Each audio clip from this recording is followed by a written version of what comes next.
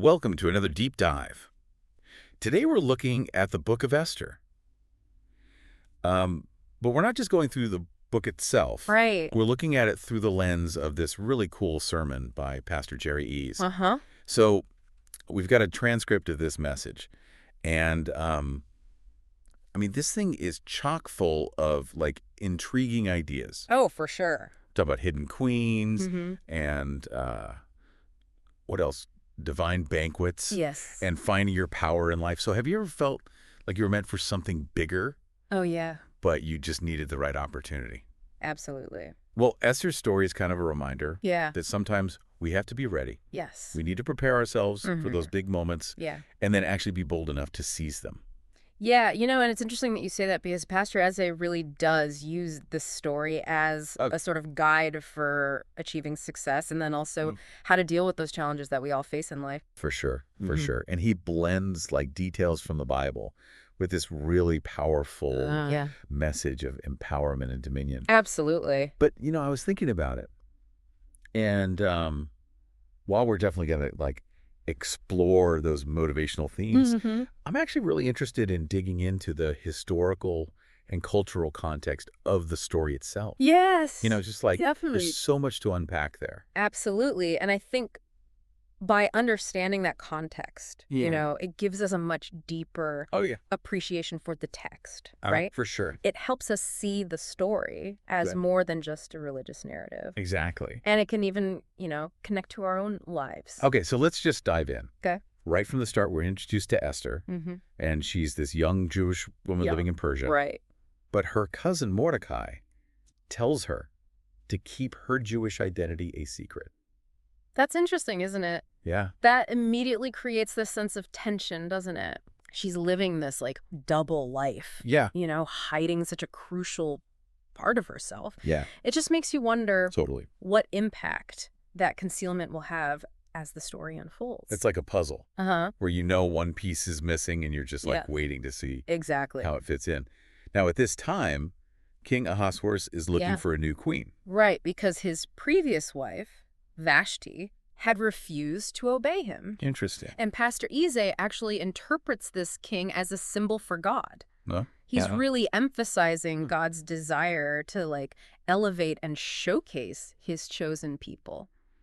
You mentioned that Pastor Eze sees the king as a symbol for God. Yeah. I'm curious, how does that interpretation change the way we understand the power dynamics at play here?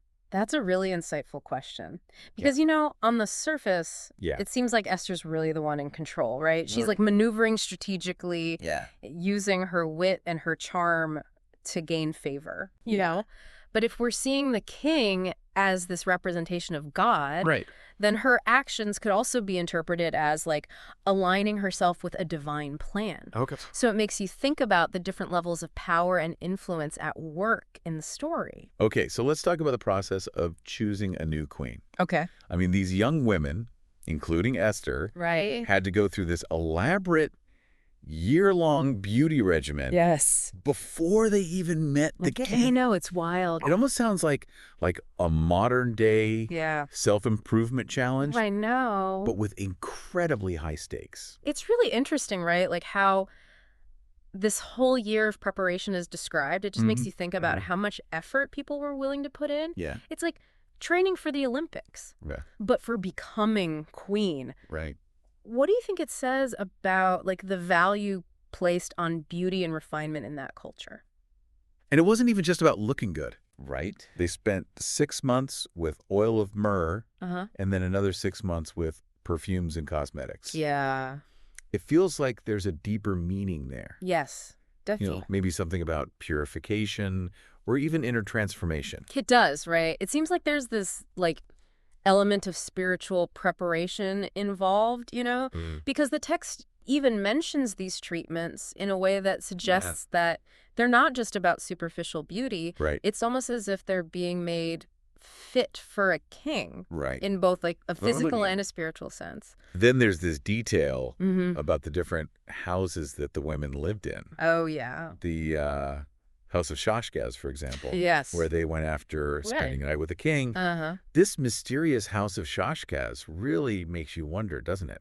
It does. It adds this whole element of intrigue and uncertainty. It's like Yeah. we're left to speculate about what happened there. Right. And it's just a good reminder that even in a story that Yeah. seems straightforward, Yeah. there are always these Yeah. hidden layers and Yeah. unanswered questions. Thankfully, Esther had Mordecai Yes. looking out for her throughout this whole process. Right. You know, he was constantly checking in, making sure she was okay. Mm-hmm. But I found it fascinating how Mordecai shifts from advocating for secrecy Yeah? to pushing for action later in the story. Uh-huh. It seems like such a risky move. Yes. What do you think prompted that change in his thinking? That's a great observation. So it seems like initially Mordecai's really cautious, Okay. right? Yeah. He's urging Esther to protect herself by hiding her identity. Mm-hmm. But then as the story develops and the Mhm. threat to the Jewish people becomes more apparent, Yeah. he realizes that action is necessary, Okay. even if it means putting Esther at risk. Right. So it's a really interesting shift. So we have Esther going through this intense preparation, Mm-hmm. Mordecai acting as her protector, Mm-hmm. and the king waiting to choose his new queen. Yes.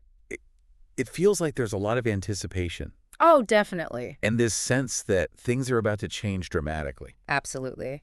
And this is where Pastor Eze's message about preparing for success really resonates. He talks about how we need to be ready Yeah. when opportunity knocks, just like Esther. So it's about putting in the work, Yeah. refining ourselves, Uh-huh. and then being bold enough to step into our destiny Yes. when the time is right. Exactly. I like that. Yeah. I like that. Yeah.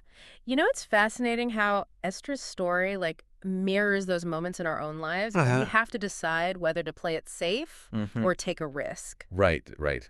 And sometimes staying hidden Yeah. feels like the best way to protect ourselves. Uh-huh. But there are also times when we need to, Step forward Yeah, and make our voices heard. that's a great point. And it's not always an easy choice, is it? No, not at all. Because there are risks involved in both, right? Right, exactly. Like staying hidden and revealing yourself. Yeah. It makes you think about how Esther Yeah. weighed those risks. Right. And then Sure. ultimately how she found the courage to act. Absolutely. And I mean, talk about a high pressure situation. Yeah.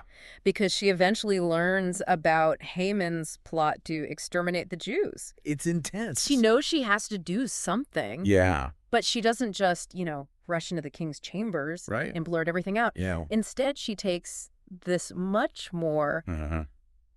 strategic approach. Her strategy is amazing, right? Yeah. She throws this series of lavish banquets for the king, Yeah. creating this elaborate setting before she reveals, the actual danger. Right. It's almost as if she's orchestrating a play, Yeah. carefully setting the stage for maximum impact. Have you ever noticed how sometimes creating the right atmosphere Oh, yeah. can make a big difference For sure. in how a message is received? Absolutely. It's like she understands Yeah. the power of presentation. Mm-hmm. It's not just what you say, but how you say it. Yeah. And what's also interesting is that Pastor Eze sees these banquets as more than just social gatherings. Right. He interprets them as a form of spiritual warfare. That's really intriguing, isn't it? Yeah. He's suggesting that Esther is fighting back against evil, not with physical weapons, Yeah. but with hospitality, Yeah. generosity, and the spirit of celebration. I like that. Yeah, it's almost like she's creating an environment where negativity can't thrive. It reminds me of that saying, you can attract more bees with honey than with vinegar. Oh, that's good. So Esther isn't approaching the king with anger or demands, Right. but with, grace and this abundance of good things. Yeah, and it seems to work, right? Yeah. The king, moved by Esther's gestures and her evident distress, asks her Yeah. what she wants. Right. And he even promises her anything, Yeah. even up to half his kingdom. Wow, can you imagine being in that position? Yeah, right? Having the king offer you anything you desire. It's almost like a fairy tale. Yeah. But then Yeah. instead of asking for, riches or power for herself, Yep. Esther uses this opportunity to expose Haman's plan Mm-hmm. and to save her people. It's such a powerful moment of I know. courage and selflessness. Absolutely. And it highlights this importance of using our influence wisely, whether it's for like personal gain or Right. for the benefit of others. It's a reminder that we each have this Yes. sphere of influence, like a kingdom of our own where we can make a difference. Yeah. It might be our families, our workplaces, our communities, or even just our Yeah. own personal lives. Exactly. And Pastor Eze actually argues Okay. that the key to making a positive impact Mm-hmm.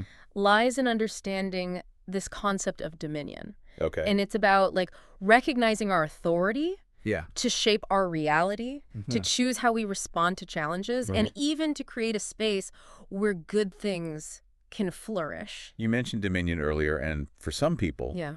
that word might, evoke images of power and control over others. Yeah, for sure. But Pastor Eze seems to be using it in a different way, right? You're absolutely right. He's not talking about dominating others. He's talking about mastering our own thoughts, emotions, and actions. Okay. It's about like taking responsibility for our own lives and choices rather than feeling like we're victims of circumstance. So it's about recognizing the power we have within ourselves Yes. to shape our own destiny. Precisely. Yeah. And it's about using that power to create positive change, both in our own lives and in the world around us. But how do we actually do that? Right. I mean, what does it look like Yeah. to exercise dominion in our everyday lives? That's a great question.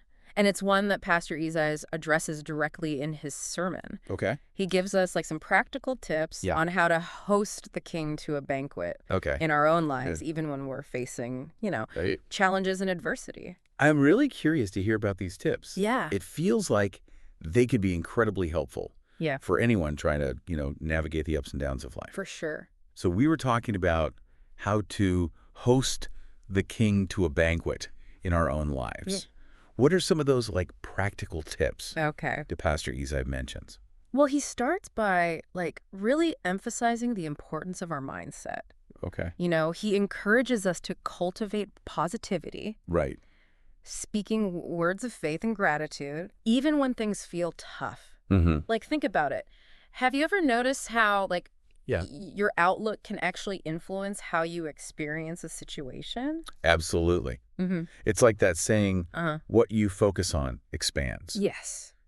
If you dwell on the negative, Yeah, it just seems to multiply. totally. But if you make an effort to like find the good, Yeah, even in challenging circumstances, right. it can totally shift your whole perspective. Exactly. And that shift in perspective can make a world of difference. Right. Pastor Eze also talks about surrounding ourselves with positive influences. Okay. People who uplift and encourage us. It's like Yeah. building the support system Right. that reinforces that positive mindset. It makes sense. Like the people we spend time with Yeah, can have a huge impact on absolutely. our outlook and our energy. Our energy for sure. And he also highlights the importance of creating an environment where like joy and positivity can thrive. This could mean, anything from decluttering your physical space Right. to being mindful of like the media you consume. So it's about being intentional. Yes. About what we allow into our lives. Exactly. Both physically and mentally. And of course, Pastor Eze talks about the power of prayer and worship. Yeah. He sees these practices as essential Yeah. for like inviting a sense of the divine into our lives and creating that atmosphere where we can feel connected to something greater than ourselves. And it's not just about asking for things, right? It's Yeah. more about cultivating a sense of gratitude Yes. and acknowledging that, like, we're not alone in our struggles. Exactly. It's about like aligning ourselves with a source of strength and guidance Right. that can help us navigate those challenges of life. That brings us back to Esther. Yeah. I mean, she faced so many obstacles. Yeah. Yet she never lost sight of, her faith or her purpose. On purpose, right.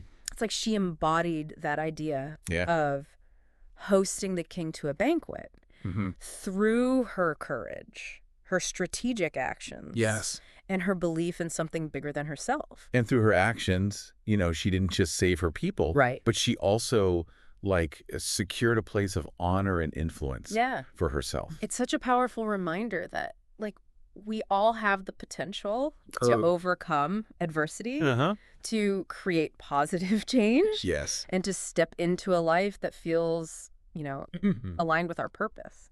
Yeah. So as we wrap up our deep dive into Esther's story, I want to leave you with this final thought. Okay. I'm all ears. How does this concept of dominion Mm-hmm. resonate with you. Yeah. How can you host the king Yeah. in your own unique way, using like Yeah. your strengths and your talents Mm-hmm. to overcome obstacles? Right. And create a life filled with joy and purpose. That's such a great question to end on. It really challenges us to like look inward and Yes. to recognize the power we have Mm-hmm. to shape our own reality. It's a reminder that Yeah. we don't have to be like passive participants in our lives. Right. We can actively choose to create the kind of Yes. life we want to live. And who knows, maybe your story, just like Esther's, Yeah. will inspire others to step into their own power and create positive change in the world.